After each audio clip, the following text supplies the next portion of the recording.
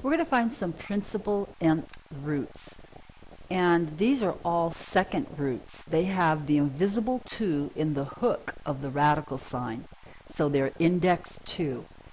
And since they're even index roots, they have a couple of rules. You can never take an even index root of a negative value. If you're trying to take the even index root of a negative value, the answer is undefined. We don't understand it, it's not defined. Another rule is the answer, whenever you take the nth root, the even index root of a positive number, the answer is going to be a positive answer. 0 or positive. Okay, so let's see what we have here. Let's try part A, the square root of the number 81. Okay, we're looking for the number whose second power, or whose square, equals the radicand 81. The radicand's the stuff under the radical sign. So what is a number the positive number whose second power equals 81? It's 9. And it's true because 9 to the second power equals the radicand, 81. Now here's a little trick. Negative sign on the outside. Nothing else has changed.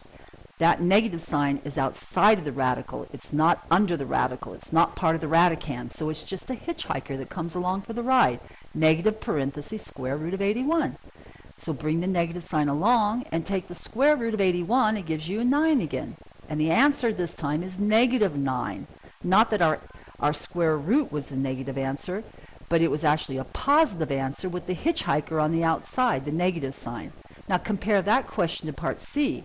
The square root of negative 81. Now the radicand itself, the value under the radical sign is negative, and that is a no-no. You can't do that.